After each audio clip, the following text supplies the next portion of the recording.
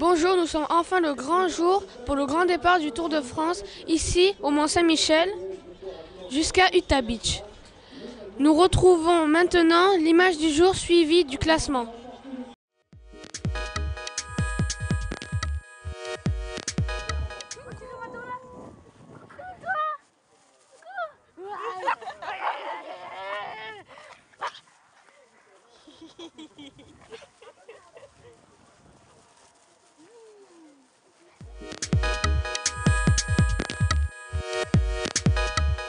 Ici, à Utah Beach, belle victoire de Mark Cavendish devant Marcel Kittel et Peter Sagan.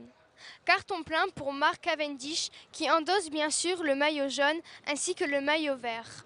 Le meilleur grimpeur pour le coureur de l'équipe Bora, Paul Voss, ainsi que le meilleur jeune, Edward Tens. Bon, on y va, Mazarine, j'ai envie de glace. Ok. Bon, on le met où ça? Ici, je crois. Bon, j'y comprends rien. Autant aller voir Anthony pour qu'il nous explique un peu mieux. Bon, ok, j'y vais.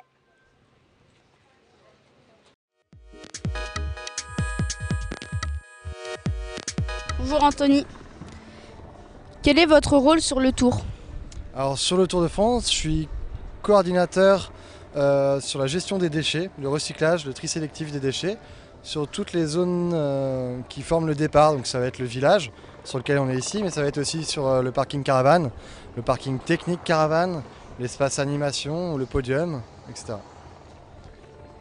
Quelle est la place de l'environnement sur une telle épreuve?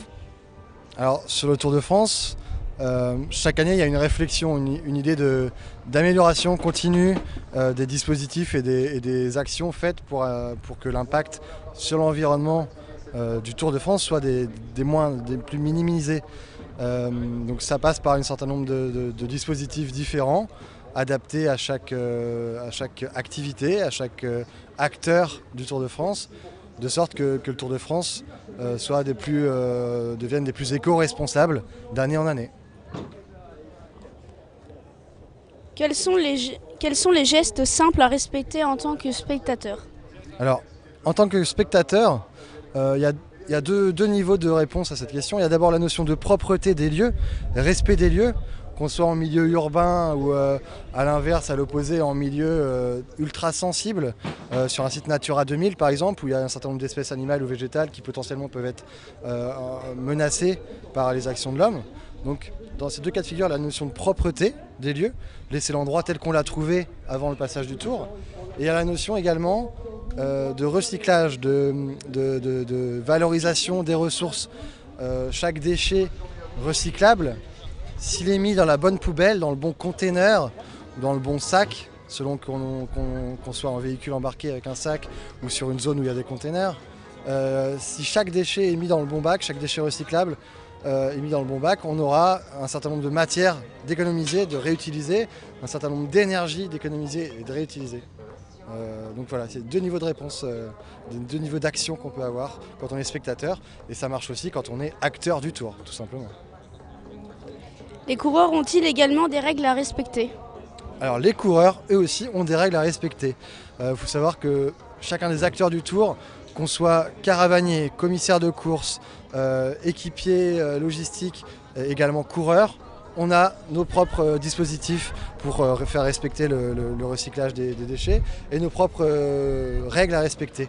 En ce qui concerne les coureurs, ils ont certaines obligations. Par exemple, ils doivent jeter, se débarrasser des déchets, soit auprès de leur directeur de course, sur la voiture de course, la voiture de l'équipe, soit en une zone très précise qui est annoncée sur le parcours, pendant laquelle sur 100 mètres, 50 mètres, 30 mètres, ils vont avoir le droit de jeter leurs déchets parce que cette zone-là sera vraiment cleanée, nettoyée après leur passage. Merci d'avoir répondu à nos questions. Merci à vous. C'est bon, je sais, c'est cette poubelle. Merci Joshua. Maintenant, on retrouve Mazarine avec Daniel Manjas pour l'interview du jour.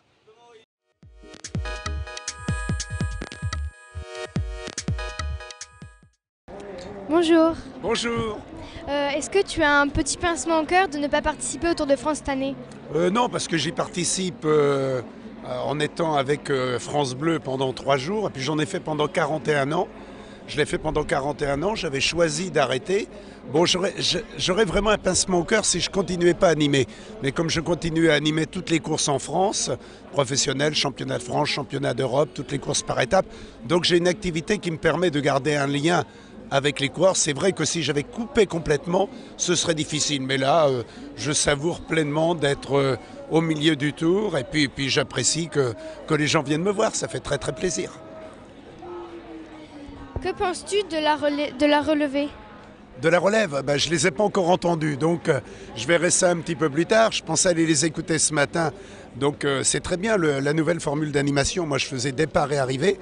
Là on a 2 speakers qui font le départ et 2 speakers qui font l'arrivée. C'est plus agréable pour le confort des cordes vocales. Alors je vais essayer d'aller les écouter avant que le tour ne quitte la Normandie. Mais je suis tellement sollicité que je n'ai pas encore eu le temps de le faire. Donc pour l'instant je ne peux pas porter de jugement. Es-tu fier d'avoir le Tour de France dans ta région? Ah bah oui, parce que je venais le voir quand j'étais enfant à quelques kilomètres d'ici, à Pont-Aubeau. Et là, il part de chez nous, il va faire 3 jours dans notre département. C'est une vraie fierté. Souhaitons évidemment que le beau temps soit de la partie pour que nous ayons des paysages de cartes postales. C'est un magnifique département, de la baie du Mont-Saint-Michel à Cherbourg, en allant aujourd'hui à Utah Beach. On va longer les côtes de la Manche et c'est un département qui vaut le détour et qui vaut le tour. Quel est ton favori pour cette année 2016? Mon favori pour cette année, c'est Nairo Alexander Quintana, que je vois réussir un bon Tour de France. Mais je pense que nous aurons un Français sur le podium, ou Thibaut Pinot, ou Romain Bardet, ou Warren Barguil. L'avenir nous le dira, mais je pense qu'il y aura un Français sur le podium. D'accord, merci. Merci. Est-ce que vous êtes prêts pour le défi? Ouais! Tout de suite, on retrouve le défi des pitchouns avec Joshua.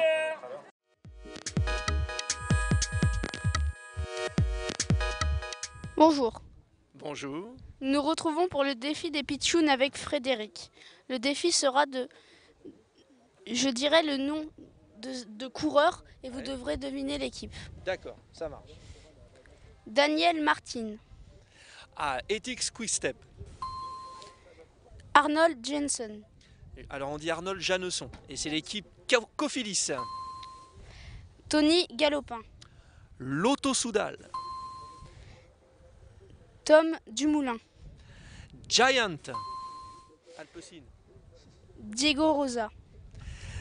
Diego Rosa, c'est Astana. Daniel Moreno.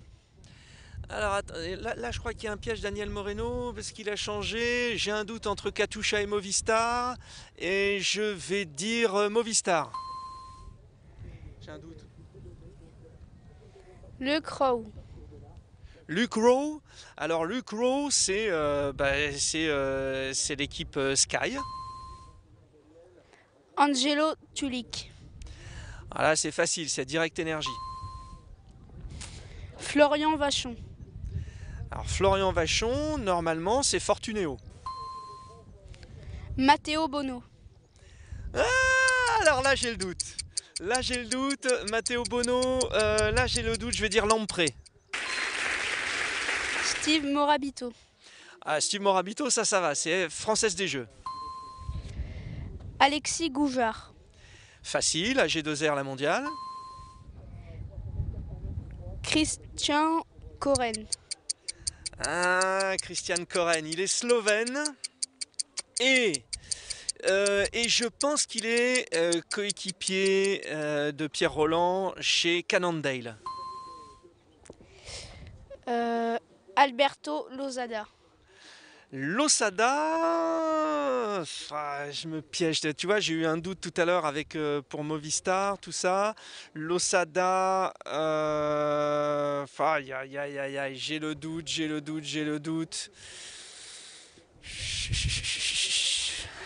Je vais me tromper. Je vais dire Trek. Damiano Caruso.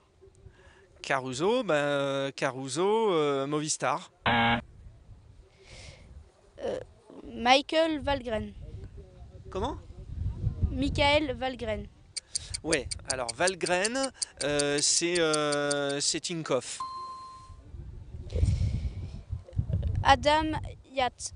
Yates. Orica Greenedge.